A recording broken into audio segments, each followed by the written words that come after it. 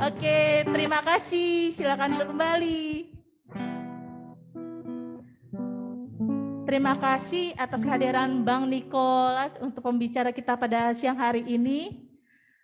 Oke, adakah dari teman-teman yang mau sharing? 1, 2, 3. Ayo teman-teman. Ada yang mau sharing? Oke, belum ada. Oke, sambil nunggu teman-teman yang lain, kita angkat satu pujian lagi ya. Allah yang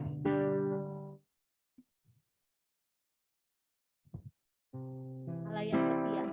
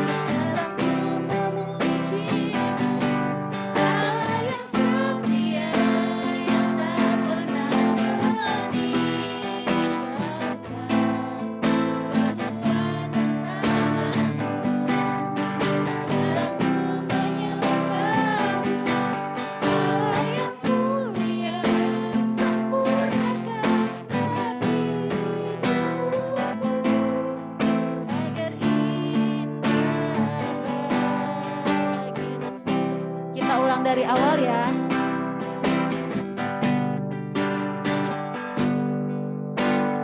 Yesus, Kau telah memulai segala yang baik dalamku. Kau menjadikanku serupa gambaran-Mu dan berharga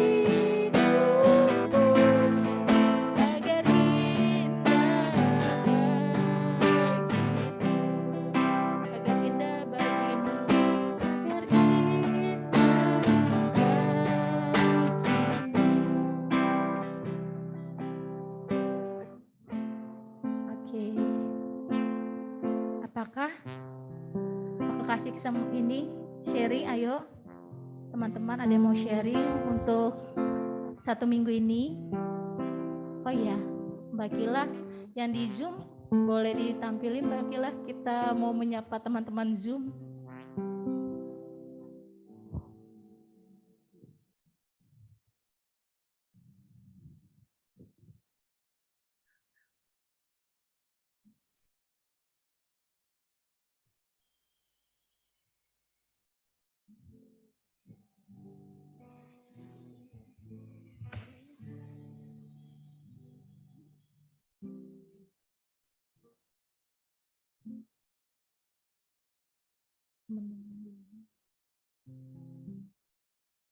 Halo Bapak Ibu, hai Intan, Bapak Andre, Fatma, Bang Arthur, Bang Tanto, Yeskila ya? Yeskika ya? Oh, terus itu siapa itu? Oh. Hai. Oh, wajahnya boleh ditampilin biar teman-teman yang di offline, yang di kantor bisa lihat. Halo. Hai Bapak Ibu, bisa dikasih lihat wajahnya yang cantik ganteng. Biar bisa juga kita ini saling menyapa di sini. Oke. Mungkin suaraku tidak terdengar. Oke, kita lanjutkan menyanyikan lagu Tetap Setia. Sambil mempersiapkan diri untuk kita mendengarkan firman Tuhan.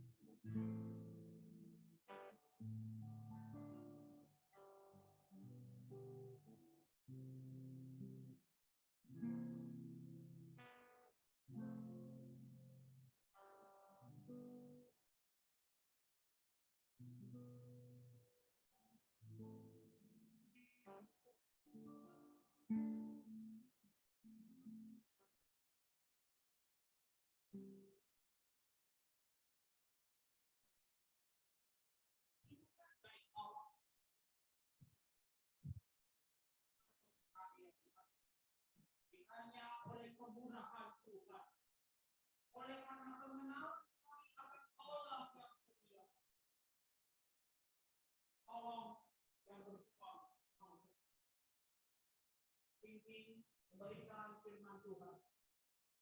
Hamba-Mu yang akan sharing dan ambil bagian di dalam ibadah ini.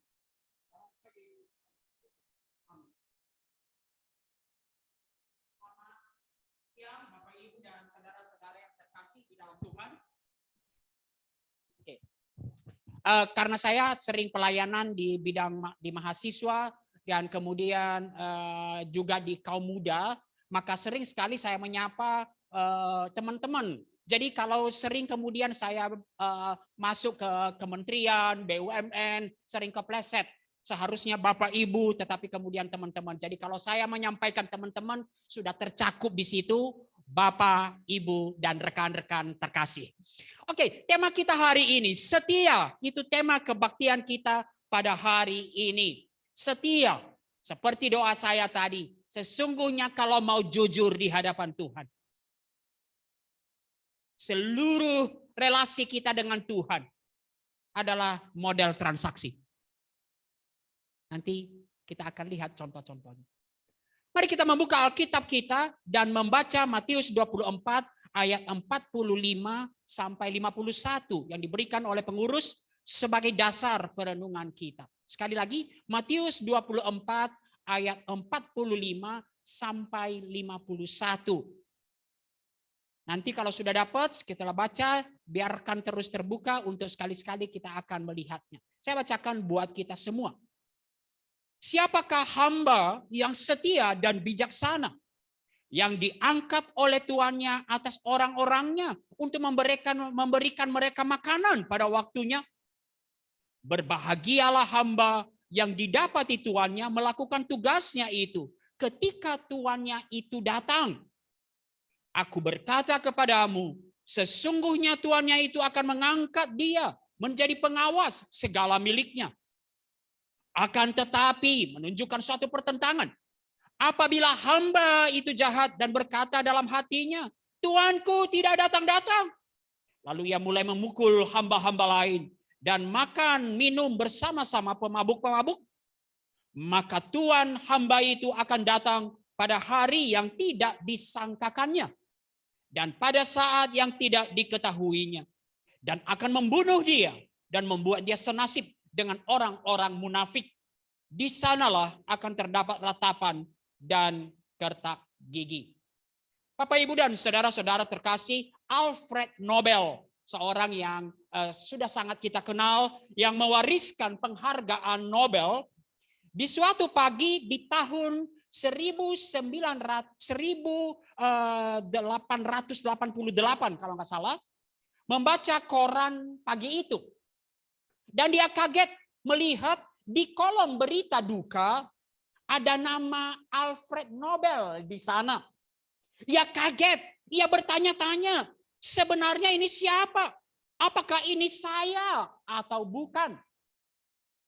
Tetapi kemudian setelah menyadarinya, dia mulai membuat satu pertanyaan baru. Bertanya, apakah yang orang akan ingat tentang saya? Apakah yang orang akan katakan tentang saya jika benar ini saya yang mati? Lalu dia membuka bagian-bagian lain dari kolom koran itu. Dan dia menemukan tulisan-tulisan seperti ini. Raja dinamit itu meninggal. Alfred Nobel adalah penemu bahan peledak. Betul, ia memang sebenarnya melakukan itu untuk kebutuhan karya ilmiah. Namun orang menggunakannya sebagai senjata perang. Dan orang terlanjur mengenalnya. Ia menemukan penemu cara yang paling efektif untuk membunuh orang dalam waktu singkat. Itulah Alfred Nobel. Alfred Nobel mulai bertanya, apa yang dikatakan orang tentang saya? Dan dia kemudian melihat bagian-bagian lain. Penjagal manusia itu telah meninggal. Pedagang kematian yang mendapatkan keuntungan dari kematian orang lain sekarang telah menemui ajalnya dengan nada kegembiraan. Demikianlah koran pagi itu. Teman-teman sekalian, bayangkan kalau hal itu terjadi pada kita. apa yang dikatakan orang-orang kalau memang betul saya yang meninggal hari ini. Jangan-jangan mereka berkata, wow, puji Tuhan, di dunia ini berkurang satu orang yang bikin susah terus. Atau ada yang berkata, ya baik sih, tapi banyakkan jahatnya. Atau ada mungkin yang berkata, wah kita sangat kehilangan orang yang begitu mengasihi Tuhan, seorang yang memberikan hidupnya bagi Tuhan, seorang yang menjadi berkat, menunjukkan kebaikan bagi banyak orang. Mungkin yang berkata termasuk saya. Mengapa saya mengatakan hal ini? Kok buru-buru meninggal? Saudaraku, tidak seorang pun di antara kita di ruangan ini yang tahu kapan kita akan bertemu Tuhan muka dengan muka. Bagian ini ketika dikatakan Tuhan akan datang kembali, ada dua macam skenario. Yang pertama, Tuhan Yesus bisa datang kedua kalinya sebagai raja, sebagai hakim seperti yang dijanjikannya. Atau kita mati duluan dan menghadap dia, raja di atas segala raja. Tidak ada jalan di tengah-tengah, hanya dua alternatif itu. Tidak ada seorang pun tahu kapan kita akan bertemu dengan Kristus dan berapa banyak waktu yang tersisa bagi kita, bukan? Kita sudah sangat sering mendengar sanak saudara, kerabat, handai taulan yang meninggal dengan cepat, meninggal dengan cara mendadak. COVID telah menunjukkan kepada kita dan kemudian kita biasanya mereka-reka. Oh ini mungkin, waktu itu dia mungkin mau pamit. Baru aja dia ngomong seperti ini. Kalau mungkin terjadi sama saya sesudah ini, mungkin teman-teman akan berkata, baru aja loh abang itu ngomong.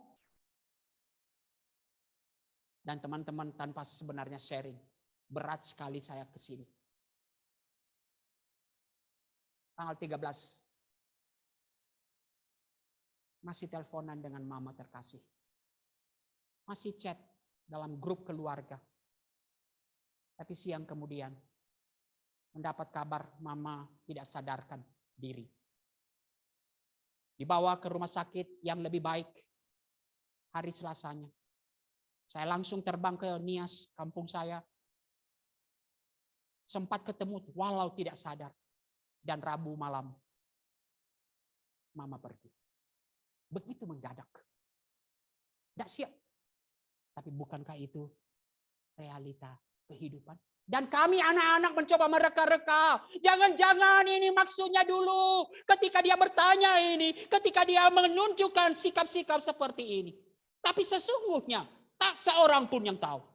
Berapa sisa dari waktu kehidupan kita. Kita menyadari betapa fananya hidup ini. Mengapa saya mulai dalam pemikiran atau konteks seperti itulah Tuhan Yesus mengajarkan kepada kita bahwa Dia akan datang, Dia pasti datang. Bapak, Ibu, dan Saudara yang terkasih, Matius pasal 24 dan Matius pasal 25 yang kita baca, ini dari pengurus loh ya. Kita melihat setidaknya di dalam seluruh dua pasal itu ada berita yang ditegaskan oleh Kristus. Dan saudara dan saya berkali-kali kata perhatikanlah. Perhatikanlah artinya camkanlah. Yang pertama adalah bahwa Kristus akan datang kembali di masa yang akan datang. Itu satu kepastian. Jangan lengah. Pasti Kristus akan datang dengan dua cara. Kalau dia bukan datang duluan ketika kita masih hidup. Atau kita menghadap dia. Terlebih dahulu. Yang kedua, kapan waktunya kita tidak tahu. Tidak seorang pun tahu kapan ia datang. Ayat 44, kalau kita baca sebelum ayat 45, mengatakan bahwa dia tidak ada yang tahu. Dia akan datang seperti air bah di zaman Nuh. Seperti pencuri yang tidak memberitahu kapan dia akan datang. Tapi pasti datang. Walaupun tidak ada yang tahu. Dan Yang ketiga ini kemudian pesannya kepada kita, dasar perenungan kepada kita. Karena dia pasti datang. Karena dia tidak tahu, karena kita tidak tahu kapan waktunya dia akan datang, maka pesan dari seluruh pasal 24 dan pasal 25 adalah berjaga-jagalah. Dalam ketiga konteks itu kita akan memikirkan tema kita pada hari ini, setia. Saya tidak akan membawa definisi-definisi setia, tapi kita akan memikirkan sesuai permintaan pengurus. Mungkin kita sudah familiar, orang-orang Kristen sudah sangat sering terbiasa mendengar Tuhan Yesus akan datang. Kita percaya itu. Benar, kapan dia datang kita nggak tahu. Kita percaya itu. Dua pesan pertama mungkin nggak masalah buat kita. Kita percaya itu paling tidak secara kognitif. Tetapi yang ketiga seringkali terlewatkan. Apa itu? Berjaga-jagalah. Apa artinya berjaga-jaga? Mari kita mulai ayat Matius 24 sampai Matius 25 terakhir nanti. Yesus mengajarkan kepada kita bagaimana kemudian anak-anak Tuhan seharusnya berjaga-jaga. Apa artinya berjaga-jaga? Melek terus. Tidak tidur. Kalau begitu kan firman Tuhannya berbahagialah yang insomnia. Benar ya? Tapi firman Tuhan tidak berkata seperti itu. Apa artinya? Seluruh bagian. Kalau kita lihat. Jadi nanti kalau Bapak Ibu dan teman-teman semua melanjutkan. Itu 3 perumpamaan yang paralel. Apa itu? Ini perumpamaan yang kita baca. Yang kedua adalah perumpamaan 10 gadis. Yang ketiga apa? Talenta. Itu berbicara semua konteks supaya berjaga-jaga untuk setiap hal yang Tuhan percayakan kepada kita di dalam kehidupan ini. Nah, sikap berjaga-jaga ini akan menjadi pembeda antara kelompok manusia yang dikatakan hamba yang setia versus hamba yang jahat atau hamba yang tidak setia. Di mana perbedaannya? Pada sikap berjaga-jaganya. Mari kita perhatikan. Pertama kita akan lihat hamba yang setia. Tentu kita akan banyak belajar juga dari hamba yang tidak setia. Siapakah yang dimaksud dengan hamba yang setia? Kita perhatikan ayat 45. Siapakah hamba yang setia? Hamba yang diangkat oleh tuannya atas orang-orang untuk memberikan mereka makanan pada waktunya. Bagian ini menceritakan bahwa sebuah hamba akan dipercayakan oleh tuannya memberi makanan hamba-hamba lain. Hamba yang Tuhan pilih diberikan tugas, mengemban tugas untuk memberikan makan hamba-hamba lain. Dan hamba itu tidak boleh lupa bahwa sekalipun diberikan keistimewaan, akses khusus, diberikan perintah, diberikan kedudukan khusus, tetapi semua itu diberikan mengerjakan kehendak Sang Tuhan, yaitu memberikan makan hamba-hamba lain. Baik hamba yang setia, nanti kita akan lihat hamba yang tidak setia diberikan tugas, dipercayakan. Tetapi perbedaannya adalah pada bagaimana mereka merespon berjaga-jaga. Hamba yang setia dikatakan ayat 46, berbahagialah hamba ini yang didapati tuannya melakukan tugasnya itu. Berarti apa? Setia berarti melakukan tugasnya ketika tuannya datang. Apa yang ditugaskan, apa yang dipercayakan sang tuan kepadanya.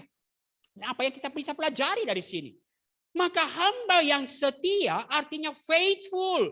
Setia artinya bisa dipercaya.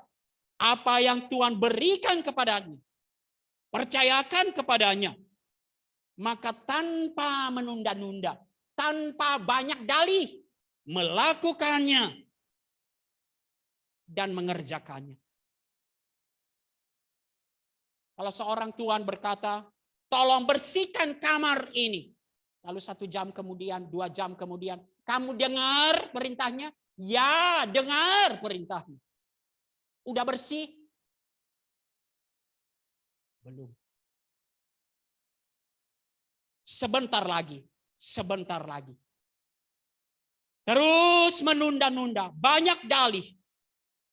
Dan sesungguhnya mengungkapkan ketidaktaatan. Tetapi hamba yang setia dikatakan bahwa dia didapati oleh tuannya sedang melakukan tugasnya. Berarti ia layak dipercaya. Tetapi mari kita lihat, bukan hanya apa sih kesetiaan, bukan hanya layak dipercaya, tapi diungkapkan pada bagian itu dia bijaksana. Apa artinya bijaksana? Ia tahu, ia mengerti konsekuensi dari ketaatan dan konsekuensi dari ketidaktaatan yang merugikan dia sendiri. Sehingga dia mengerjakannya. Seorang yang setia adalah seorang yang bijaksana. Memahami betul konsekuensi baik ketaatan maupun ketidaktaatan. Dan inilah yang sering digoda iblis kepada kita. Iblis selalu menggoda kita. Termasuk di dalam perbuatan-perbuatan kita. Tidak ada konsekuensi dari kelalaianmu. Dosa, ketidaksetiaan akan membuat kamu happy dan tidak ada konsekuensi. Itu sejak awal kejatuhan manusia. Allah mengatakan pada waktu kamu makan, kamu akan mati. Tetapi ular berkata, tidak, sekali-kali kamu tidak akan mati. Namun mari kita lihat lebih dalam. Seperti yang saya katakan tadi.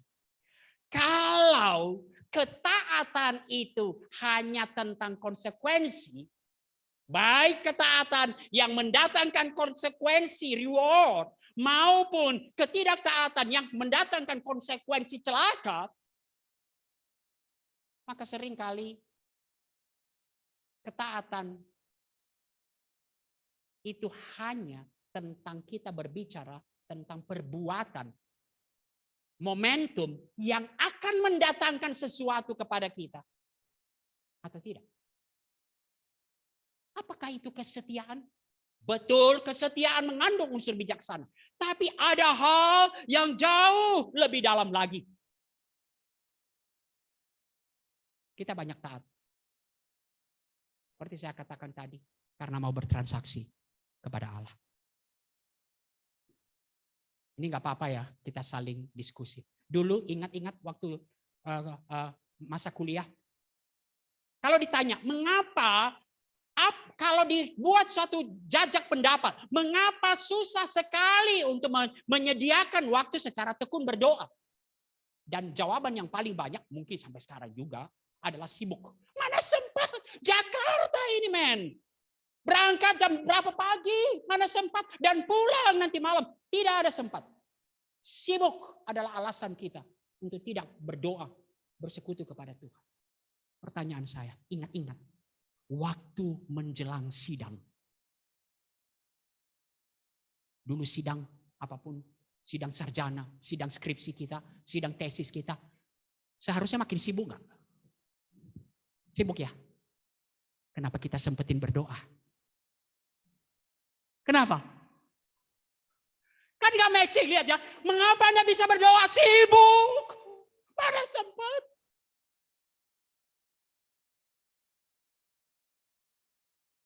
Mau ujian, mau nembak.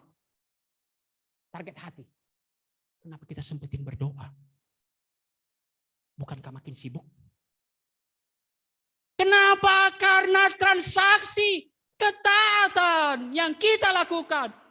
Kalau perlu pada waktu ujian, huruf-hurufnya tuh turun kepada kita. Kita berbicara, berrelasi dengan Allah. Menunjukkan ketaatan. Hanyalah model transaksi. Dan itu terus kita tunjukkan saat ini. Kalau udah kefefet, ingat Tuhan. Nanti promosi. Kalau ada ujian promosi, saya nggak tahu. Kalau ada ujian promosi di sini. Biasanya kita rajin datang kepada Tuhan kan. Tuhan, bukankah promosi ini juga bagi Tuhan? Benar bagi Tuhan.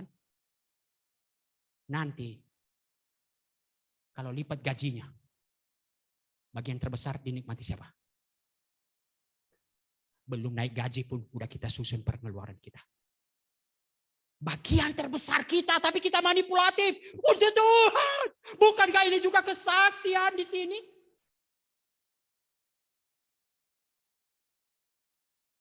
Mari kita lihat lebih dalam. Apa arti kesetiaan?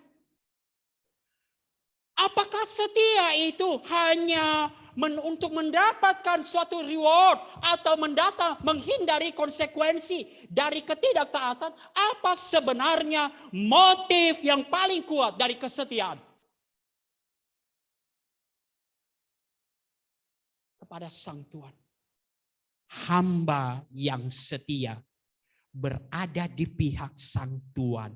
Hamba yang setia begitu mengenal Sang Tuhan. Hamba itu menyadari, wah ketika diberikan perintah, dari perintahnya pun bukan untuk menindas, bukan pesan merampok, bukan pesan yang jahat, tapi untuk memperhatikan seluruh hamba-hamba. Karena hati Sang Tuhan kepada seluruh hamba-hamba.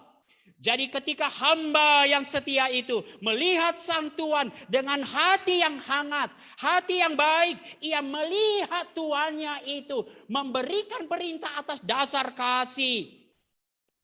Maka muncul kesetiaan yang lahir sebagai respon atas kasih Allah. Hamba yang mengenal tuannya.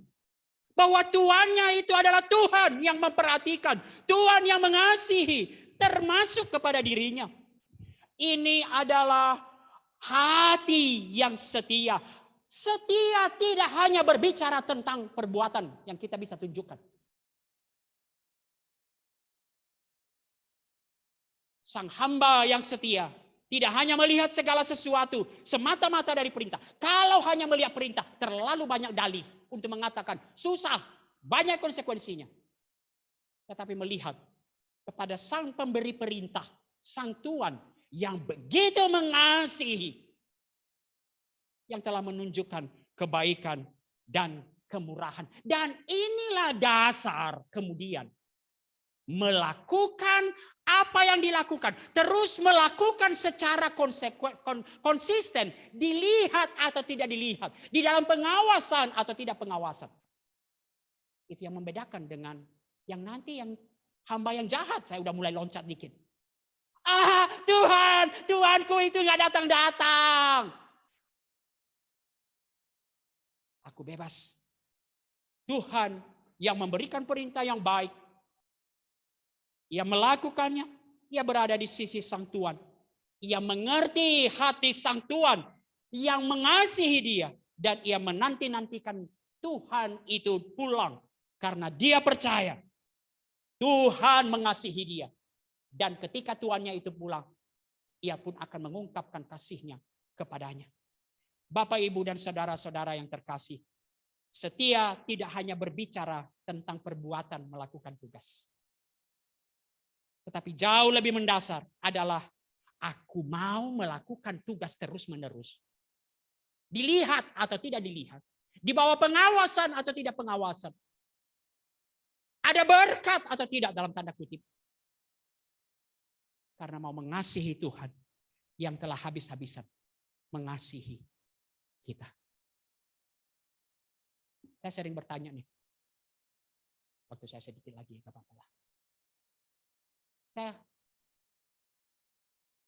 Perintah Tuhan itu sebenarnya berat atau tidak? Perintah Tuhan berat atau tidak? Perintah-perintah Tuhan itu berat atau tidak? Saya juga dulu, siapa sih yang bilang gak berat? Kalau gak berat kenapa gak lakukan? Benar kan? Ini kan dilematis nih, si malakama. Kalau gak berat kenapa gak lakukan?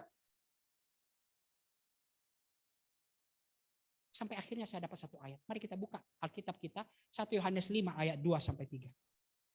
1 Yohanes 5 ayat 2-3.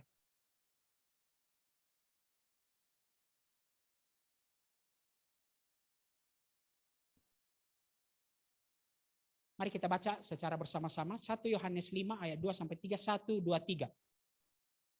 Inilah tandanya bahwa kita mengasihi anak-anak Allah.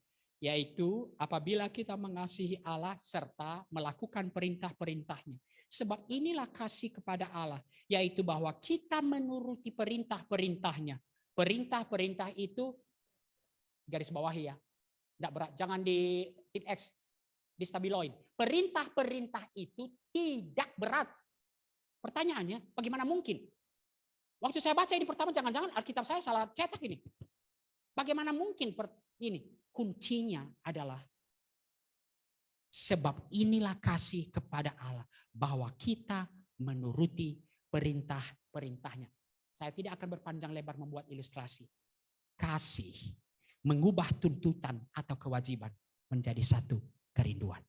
Siapa yang sedang jatuh cinta di sini pasti akan merasa. Kalau jatuh cinta, jarak, kalau nggak sayang, jarak antara muter balik tadi ini macet jauh banget. Percaya sama saya. Berat sekali. Tapi kalau lagi cinta, nggak tahu saya apa yang terjauh yang teman-teman ini. Dari Kemenperin, mungkin ke Bandung sana, mungkin kemana sana. Tidak akan berat. Mungkin kita akan pergi ke Bandung sambil menyanyi-nyanyi. Kasih mengubah tuntutan atau kewajiban menjadi kerinduan. Dan itulah setia. Itulah yang membuat seseorang konsisten. Nggak dilihat atau tidak dilihat atau tidak dilihat. Terus melakukan. Terus melakukan. Bapak, Ibu, dan saudara-saudara yang terkasih. Apakah kita adalah hamba yang setia? Hamba yang bukan hanya lip service. Mengatakan percaya. Tapi sebenarnya tidak bisa dipercaya. Hanya bertransaksi kepada Allah. Kiranya kita terus berserah pada Roh Kudus. Oleh kasih karunia kita bertumbuh menjadi hamba yang setia. Layak dipercaya. Bijaksana. Dan yang paling mendasar. Kita terus bertumbuh. Mau melakukan, mau bertanggung jawab untuk setiap yang Tuhan percayakan kepada kita. Karena kita mengasihi Dia. Berdoa sekarang. Gak seperti anak saya. Itu jarak kamar antara kamar saya dengan anak saya. Itu sangat dekat. Dan dia baru datang. Selalu diawali dengan anak saya. Kata pertama saya sudah hafal. Sekarang saya udah mulai dengan, dia belum datang, saya udah mulai dengan kalimat itu. Pak, boleh enggak? Langsung kemudian permintaan. Baru masuk kamar. Kalau ada permintaan. Suatu relasi yang begitu miskin.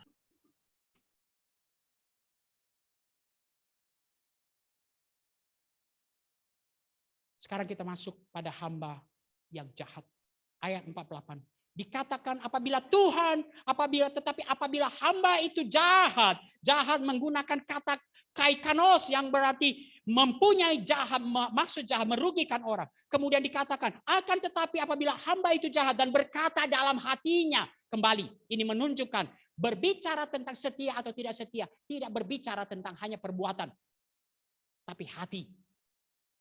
Bagaimana hati kita dibereskan? Apakah kita mengasihi Tuhan atau tidak? Dia berkata dalam hatinya, Tuanku tidak datang-datang. Lalu mulai memukul hamba-hamba lain. Dan makan minum bersama pemabuk-pemabuk. Pertama, apa yang dilakukannya? Maka yang dilakukannya ada 3 hal kejahatan yang dia lakukan. Yang pertama, kecerobohan akan perintah Sang Tuhan. Dia begitu ceroboh menyepelekan perintah Sang Tuhan. Apa itu Alkitab? Apa itu firman Tuhan?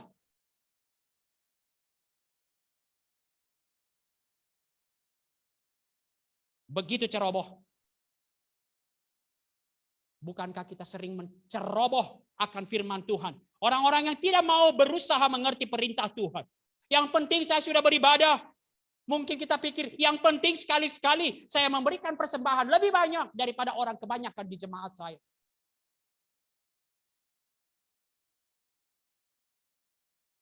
Ya tidak seperti pohon yang ditanam di pinggir air sungai. Yang terus-menerus menunjukkan pertumbuhan dan berbuah. Yang kedua, apa yang dihasilkan oleh kecerobohan adalah tindakan-tindakan melawan perintah Sang Tuhan. Lihat, hati mengabaikan Tuhan, mengabaikan firman Tuhan. Hati, kalau tadi setia, hati yang mengasihi Tuhan. Maka kemudian keluar perbuatan. Alih-alih mereka makan, melukai, bahkan yang menyengsarakan, menindas, melukai, tidak mengasihi sesama. Bapak, Ibu, dan saudara-saudara yang terkasih, di dalam seluruh Alkitab kita berulang kali, apa prinsip kebenaran firman Tuhan? Bahkan Agustinus, Bapak Gereja, berkata, semua teologi itu bergantung kepada dua perintah. Yang pertama, kasihilah Tuhan Allahmu dengan segenap hatimu, segenap akal budimu, dengan segenap kekuatan dan perintah. Yang kedua, yang sama sekali tidak lebih rendah dari perintah pertama. Kasihilah sesamamu manusia seperti mengasihi diri sendiri. Kesetiaan. Hamba yang setia. Tuhan Yesus menunjukkan apa perbedaan hamba yang setia dan hamba yang tidak setia. Ada status standar yang sebenarnya. Apakah engkau mengasihi Tuhan? Belajar berjuang mengasihi Tuhan. Dan kalau mengasihi Tuhan, kita akan mengasihi apa yang dikasihi Tuhan. Pekerjaannya, orang-orang yang berinteraksi dengan kita. Saudara-saudaraku yang terkasih, bagian ini unik, menyebut juga hamba. Mungkin hamba yang jahat ini masih memakai baju hamba, masih memakai pelayanan. Tetapi berbicara kesetiaan tidak berbicara tentang lokasi. Kita bisa berada di gedung gereja, kita bisa berada di ruang-ruang kebaktian, tetapi tidak ditentukan oleh hal itu, tetapi konsistensi. Ujian sebenarnya, kata Sensen Jaya dalam bukunya Pemimpin bagi Kristus. Ujian sebenarnya dari kesetiaan, integritas kita adalah ketika kita merasa satu orang pun tidak ada yang melihat. Saya ulangi, ujian kesetiaan kita bukan ketika nanti ketemu istri, sayang, aku mengasihi kamu. Tapi ketika kita merasa satu orang pun tidak ada yang melihat, seperti hamba yang jahat. Tuhanku itu gak akan datang. Tuhanku tidak akan datang. Dan yang ketiga, apa yang dilakukan hamba yang jahat? Makan, minum bersama-sama pemabuk. Boro-boro memberi makan sesama. Semua dia gunakan akses yang dia dapatkan, kepercayaan yang dia dapatkan dari Tuhan. Ia gunakan sepenuhnya untuk kepentingan, kesenangan dirinya, menghambur-hamburkan dan pesta pora. Saya tidak mau mengatakan bahwa apa yang Tuhan berikan kepada kita tidak bisa kita nikmati. Kalau boleh saya simpulkan, kalau kita mendapatkan berkat dari Tuhan, tentu pertama Tuhan ingin saudara menikmatinya. Tetapi yang kedua, menikmatinya tidak pernah berbicara hanya kita secara berlebihan. Karena sebenarnya tujuan utama Tuhan memberikan adalah supaya menjadi berkat bagi pekerjaan Tuhan, bagi orang-orang sekitar. Dan yang ketiga, Tuhan pasti meminta pertanggungjawaban untuk setiap yang Tuhan percayakan kepada kita. Ini tidak hanya berbicara tentang seorang hamba Tuhan yang memberitakan firman Tuhan, tetapi apapun yang Tuhan percayakan kepada kita pada hari ini. Bapak, Ibu, dan saudara-saudara yang terkasih, di dalam dua jenis hamba ini selalu kemudian diakhiri dengan fakta bahwa Sang Tuhan akan memberikan ganjaran. Saya sengaja tidak memberikan ini. Kenapa? Kalau firman Tuhan bagian ini yang pertama, lalu kita seperti tadi. Kita akan melakukan sesuatu karena berbicara reward atau konsekuensi dari ketidaktaatan. Tetapi firman Tuhan tetap mengatakan, kepada hamba yang setia, ia akan mengangkat hamba yang setia dan bijaksana menjadi pengawas. Dia akan ditambahkan berkat kepadanya untuk menjadi berkat yang lebih luas lagi. Dan sementara kepada hamba yang jahat, ya Tuhannya itu akan mencabut, mengambil seluruh hak istimewa, melemparkan dia ke tempat di mana orang-orang hukuman itu berada. Alkitab secara jelas menunjukkan kepada siapa diberikan banyak akan dituntut banyak. Saudara-saudara yang terkasih, saya akhiri kemudian perenungan kita pada hari ini sebelum saya diberikan kertas oleh pengurus. Kita kembali kepada kisah awal tadi, Alfred Nobel. Setelah tahun 1888, ketika dia terperanjat kaget di pagi hari membaca korban dengan berita duka yang keliru, sebenarnya siapa yang meninggal? Saudaranya, Ludwig Nobel yang meninggal. Tapi orang sudah terlanjur benci kepada Alfred Nobel. Sehingga ketika Ludwig Nobel meninggal, langsung berpikir itu adalah Alfred Nobel. Kejadian itu, perenungan atas kejadian itu, kemudian mengubah kehidupan Alfred Nobel secara dahsyat. Di tahun 1895, ia mengubah surat wasiatnya. Dia begitu orang yang sangat kaya karena memegang hak paten dari seluruh penemuan-penemuannya. Dan dia mempersembahkan 265 juta US dollar untuk memulai sebuah yayasan yang mempromosikan hal-hal baik bagi kemanusiaan dan perdamaian dunia. Dan itulah hadiah Nobel saat ini.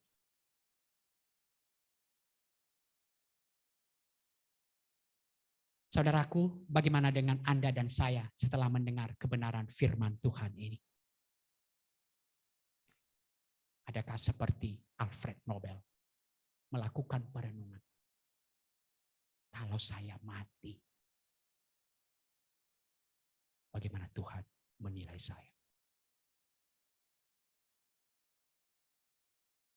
Kalian doakan saya ya. Jangan masalah saya nanti malam masih ada pelayanan di alumni. Jangan-jangan nanti baru aja lo abang itu ngomong.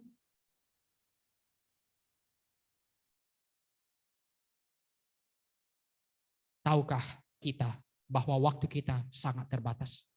Kita tidak tahu kapan. Tapi yang jelas terbatas.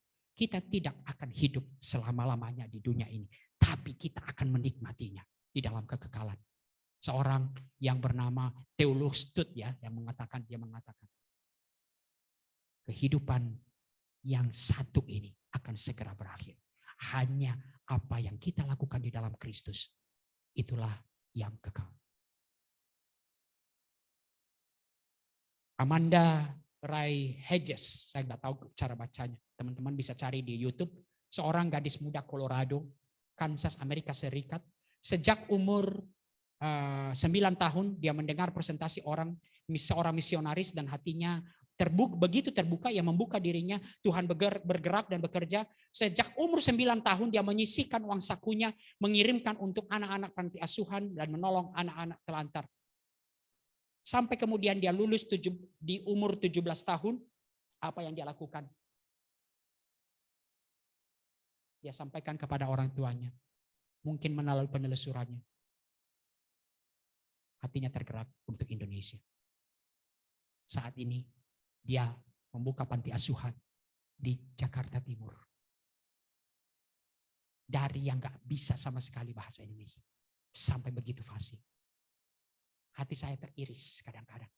Orang dari Amerika melihat Indonesia. Mengapa saya yang bersentuhan tiap hari dengan banyak orang tidak pernah bergerak? Saya pun sama dengan teman-teman. Dalam kasih karunia Tuhan masih terus berjuang. Masih terus mencintai.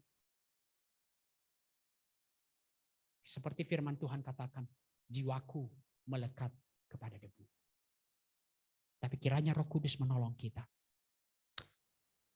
Bapak, Ibu, dan saudara-saudara yang terkasih, ketika Tuhan meminta Anda dan saya untuk memiliki sikap hidup yang berjaga-jaga, menjadi hamba yang setia, apakah respon kita? Setia adalah satu karakter buah roh, karakter Kristus. Itu artinya kita tidak pernah bisa setia dengan usaha sendiri. Itu pekerjaan Roh Kudus. Anda dan saya menyerahkan diri untuk dipimpin dan dibentuk oleh Roh Kudus menjadi pribadi yang setia. Mari kita berdoa.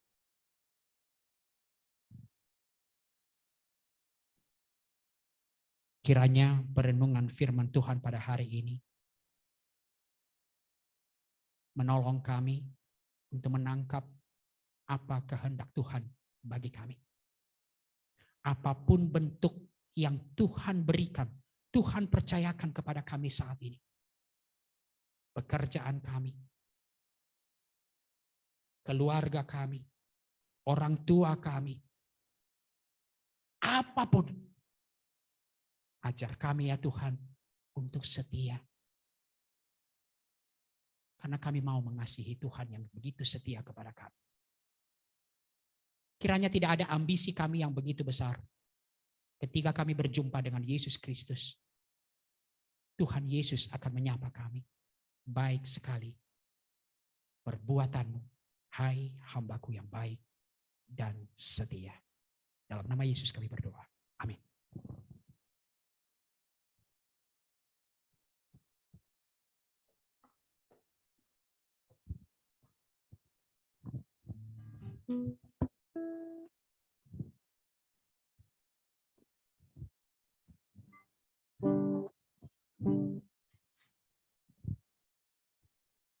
Terima kasih Bang Niko untuk firman Tuhan ya.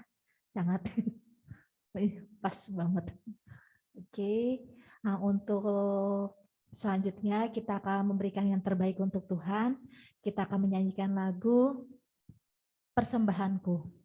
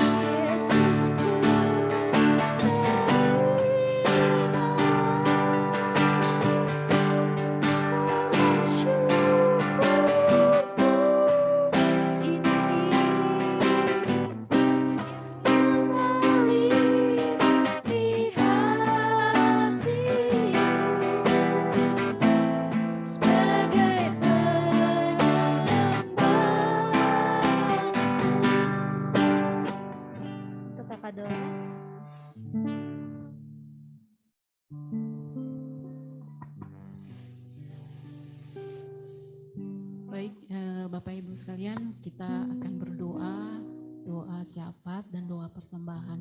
Mari kita satu dalam doa. Ya Allah Bapa kami yang bertata dalam kerajaan sorga, terima kasih untuk kebaikan-Mu di hari ini Tuhan.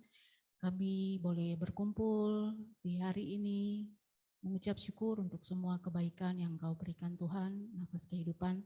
Hari demi hari telah berlalu dan hari ini di hari Jumat di tanggal 3 Maret 2023 kami datang dan mengucap syukur lewat semua ibadah hari ini Tuhan, pelayan yang sudah membawa firman-Mu di saat ini, Pak Nikolaus, biarlah Engkau memberkati beliau dengan keluarga di mana dia masuk dan keluar. Diberkatilah dia dalam seluruh pelayanan dan pekerjaannya. Terima kasih Allah Bapa kami dalam kerajaan sorga. Kami berdoa di siang hari ini untuk pemerintah dan bangsa kami Tuhan, di mana sudah hampir sudah 10 tahun ini Tuhan masa pemerintahan Pak Jokowi Widodo. Semua yang dia sudah kerjakan dengan para pembantu, para menteri, biarlah itu mereka kerjakan bukan hanya untuk nama mereka, tetapi untuk kemuliaan nama-Mu ya Allah Bapa. Dan juga Kementerian Perindustrian Tuhan, kami mau berdoa untuk Bapak Menteri Perindustrian dan semua para pejabat di lingkungan Menteri Perindustrian dan kami, para pelaksana di lingkungan Kementerian Perindustrian Tuhan, semua anak-anak Tuhan yang terlibat dalam pekerjaan negara ini Tuhan, biarlah Engkau yang akan memberkati kami, biarlah Engkau yang akan menyiapkan masa depan Kementerian Perindustrian berada juga di tangan anak-anak Tuhan. Terima kasih Allah Bapa, Allah Anak, Allah Roh Kudus, biarlah kami bekerja di Kementerian Perindustrian ini bukan bekerja untuk kami sendiri, tetapi kami bekerja untuk nama-Mu. Terima kasih Allah Bapa, Allah Anak dan Allah Roh Kudus. Kami juga berdoa untuk pengurus Binrokris Tuhan yang periode baru ini Tuhan, biarlah kami bekerja dan kami melayani sambil bekerja Tuhan dan pelayanan-Mu berjalan oleh kehendak-Mu sendiri Tuhan. Para pengurus ini boleh Engkau berikan kesehatan kepada kami semua, sehingga kami bekerja dengan melayani Tuhan, melayani sesama kami oleh kemuliaan nama-Mu Tuhan. Terima kasih Tuhan, kami juga berdoa untuk teman-teman kami yang lain yang mungkin belum sempat hadir bersama dengan kami di saat ini Tuhan. Biarlah Engkau sendiri yang akan menilik mereka Tuhan, mungkin kesibukan atau tugas dinas di luar Tuhan, biarlah boleh kesempatan yang lain, mereka boleh bergabung bersama dengan kami, dan di situ ada sukacita dan nama-Mu selalu menjadi kemuliaan bagi kami.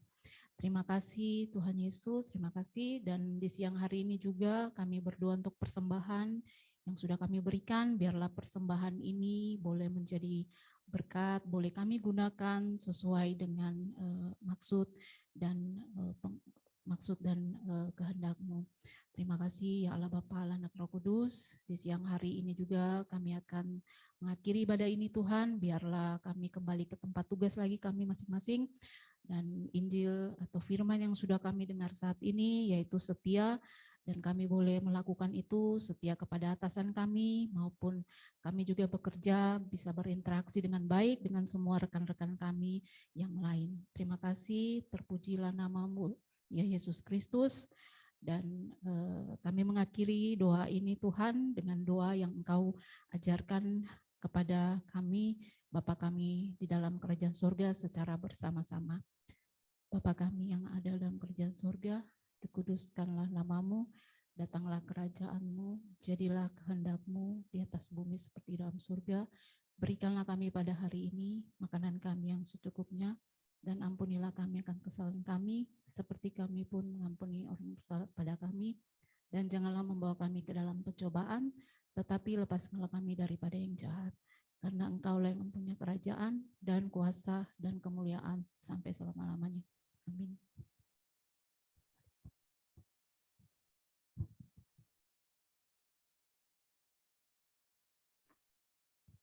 Oke, kita lihat video dulu ya teman-teman sebelum ke pengumuman.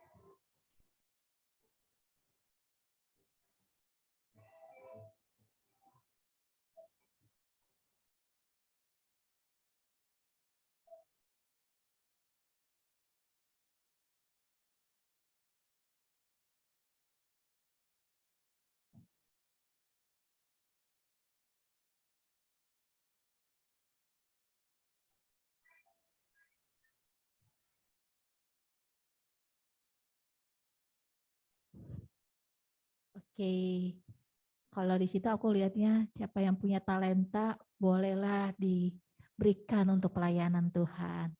Yang bisa main gitar, ukulele, ataupun apa tuh namanya, saksofon. Ayo kita melayani bersama-sama. Terima kasih. Untuk pengumuman berikutnya, untuk pelayanan tanggal 14 Maret 2023 akan dilakukan oleh Itjen. Apakah di sini ada teman-teman Itjen? Atau ada teman-teman Itjen di Zoom? Kalau nggak ada, tolong diinfokan ke teman-teman yang lain ya, yang di Itjen tanggal 14 Maret pelayanannya dari Itjen. Dan untuk pengumuman yang berikutnya, kita akan ada apa? Ayo kita berikan kepada ketuanya, Bang Patia, memberikan pengumumannya. Ayo dong tepuk tangan ya. Aku sepi kali. Ya, terima kasih Fride. Shalom teman-teman sekalian.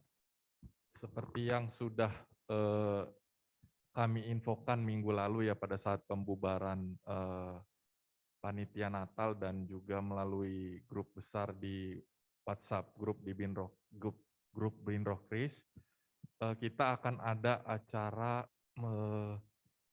penyambutan pegawai baru Binroh Kris Kemenperin.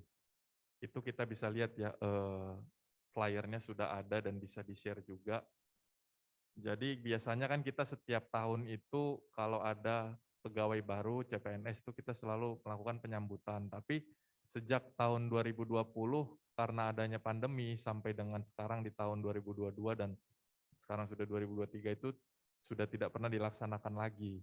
Jadi pada tahun ini kami dari pengurus Binroh Kris melihat kesempatan yang baik untuk kita memulai lagi kebiasaan tersebut. Jadi teman-teman yang dari tahun 2020 sampai 2022 bisa ikut sebagai pesertanya. Di hari Sabtu 18 Maret di Museum Perangko di Taman Mini. Yang sudah registrasi siapa ya di sini ya? Kayaknya belum ada ya di sini ya. Oh ya, Fatma ya, udah registrasi ya. Teman-teman dimohon kesediaannya kalau memang pada hari Sabtu tersebut tidak ada acara atau kegiatan lain, dimohon untuk bisa ikut kegiatan ini karena ini kegiatannya ya memang dari kita untuk kita juga gitu ya. Buat teman-teman yang di luar dari angkatan 2020 sampai dengan 2022 juga bisa ikut. Bisa ikut walaupun nanti kita pesertanya memang kita khususkan untuk menyambut yang 2020 sampai 2022, tapi di luar angkatan tersebut juga bisa ikut untuk bisa sharing bersama dan bersukacita bersama. Mungkin pada kesempatan ini juga saya memohon untuk koordinator unitnya terutama mungkin ya, contohnya mungkin Ricardo, koordinator Ilmate, karena saya juga dari Ilmate, mungkin bisa diajak ya teman-temannya ya untuk ikut dengan cara mengisi dari link registrasi seperti di flyer itu atau yang sudah kami share di grup WhatsApp. Dan mungkin yang koordinator lain siapa ya? Hila ya, koordinator Setjen ya. Mungkin minta bantuannya ya untuk bisa mengisi dan bisa hadir. Jadi di acara itu kita ada sharing-sharing, ada games juga dan ada mungkin kita bisa nanti makan siang bersama dan juga ada hadiah menarik juga nanti di sana. Tapi intinya sebenarnya bukan materinya juga ya, tapi kan gimana kita ada waktu untuk bisa bersekutu bersama kan. Bisa saling mengenal intinya karena 2020 sampai 2022 mungkin ada beberapa yang sudah saling mengenal dengan angkatan yang di atasnya atau sesama temannya, tapi ada juga mungkin yang belum. Jadi ini kesempatan yang baik untuk kita saling mengenal lebih dekat dan bisa saling bersekutu di Binroh Kris ini. Mungkin kira-kira itu Kak Sirma kebetulan ada di Zoom mungkin Kak, apa ada yang mungkin mau ditambahkan? Iya, terima kasih Fatia. Terima kasih teman-teman dari tim Setjen, dari Vila, Fride, kemudian tadi yang persembahan dari Dora juga, dari Nando, Terima kasih yang sudah melayani siang hari ini. Puji Tuhan, ibadah kita sudah berlangsung dengan lancar. Saya mengucapkan juga terima kasih untuk hamba Tuhan siang hari ini, untuk Bang Niko yang sudah menyampaikan sharing firman Tuhan. Mohon maaf saya belum bisa bergabung secara onsite, tapi kita percaya ya dengan firman yang disampaikan siang hari ini tentang setia. Seperti tadi video yang tadi kita lihat, kalau teman-teman semua lihat liriknya, itu kita tetap mengucap syukur apapun yang kita hadapi, dalam keadaan suka, dalam keadaan duka, atau dalam keadaan yang sedang penuh pergumulan, ataupun dengan keadaan yang lagi senang gitu, kita tetap bersuka cita, kita tetap setia apapun yang sedang kita alami saat ini. Seperti tadi yang disampaikan oleh hambanya, Bang Niko, kita tetap setia itu bukan karena kita bertransaksi, tapi setia itu karena kasih yang walaupun kondisi kita seperti apa, kita tetap setia, bukan kasih yang jika, tapi kasih yang walaupun, setia yang walaupun apapun kondisi kita tetap setia sama Tuhan. Karena itu proses yang kita alami itu untuk kepentingan kita juga. Tuhan tahu semua proses yang kita alami, Tuhan tahu, dan tapi ketika kita setia menjalani itu semua, kita tetap mengerti apa maksudnya Tuhan. Sekali lagi terima kasih Bang Niko yang sudah menyampaikan firman Tuhan yang luar biasa. Tuhan memberkati keluarga, pekerjaan, dan pelayanan Bang Niko. Begitu juga semua teman-teman yang boleh hadir secara onsite siang hari ini. Tadi seperti yang disampaikan oleh Fatia untuk pengumuman ya, untuk ada acara kita di bulan Maret. Di bulan Maret, tanggal 18 Maret, ini acara kita bersama. Mari kita semua bisa ikut hadir ya, untuk memeriahkan juga biar kita saling mengenal. Karena tujuannya nanti ke depannya kita bisa saling mengenal, saling membantu apa sih yang kita bisa berikan di wadah yang Tuhan sudah percayakan bagi kita di Kementerian Perindustrian. Jadi saya tadi menyambung yang dari Fatia, yuk segera join linknya, kita join nggak gampang dan ini juga free. Jadi kita berharap semua dengan target kurang lebih 50 atau 70 peserta itu bisa tercapai. Jadi ini bukan sekedar kumpul-kumpul aja, tapi kita bisa mengenal. Karena kita dalam satu wadah yang tujuannya kita juga bisa saling care satu sama lain.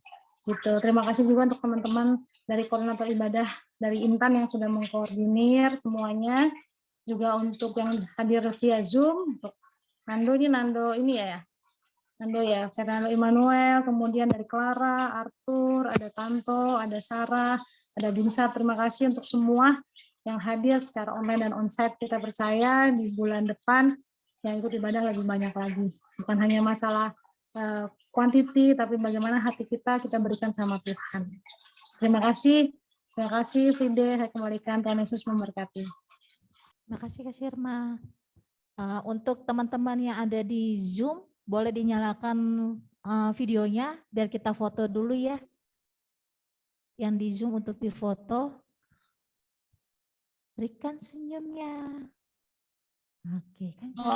Nando, saya Nando ini wajahnya. Sebentar lagi ada acara. Untuk Pak Tanto, Intan, Pak Arthur, Pak Binsar.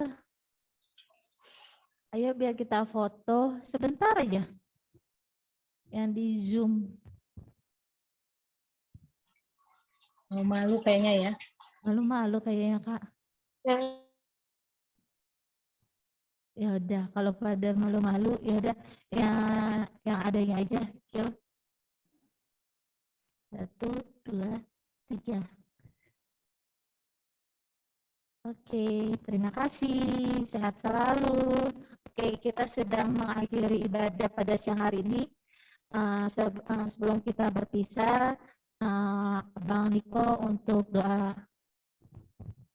terakhir. Terima kasih.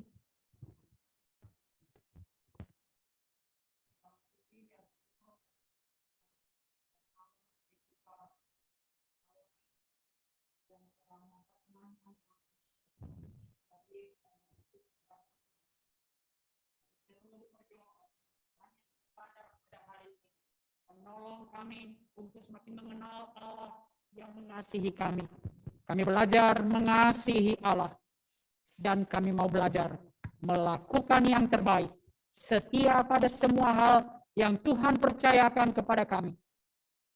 Karena Allah, kesetiaan Allah. Mari kita memohon berkat Tuhan. Kiranya segala berkat rohani, segala yang kita perlukan di dalam kehidupan kita untuk menjalankan tugas-tugas kita, turun atas kita. Di dalam nama Allah Tritunggal, Bapa, Putra, dan Roh Kudus. Dan kiranya Roh Kudus terus memproses kita untuk menjadi pribadi yang setia. Amin. Terima kasih, ibadah telah selesai. Ibadah telah selesai. Silakan menikmati hidangan yang telah disediakan hari ini. Terima kasih. Dadah, sampai jumpa 2 minggu lagi.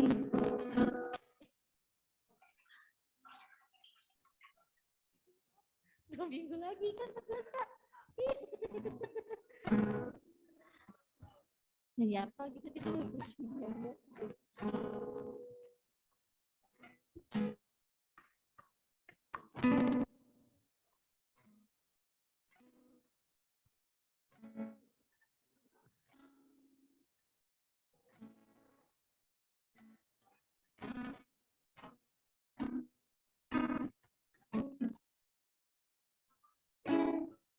Oh, kita foto dulu ya untuk ini dokumentasi. Lupa saya, maaf.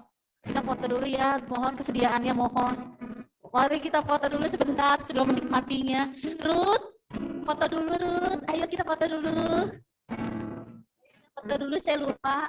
Ayo silakan, biar saya fotoin. Enggak, kakak situ aja. Ayo foto.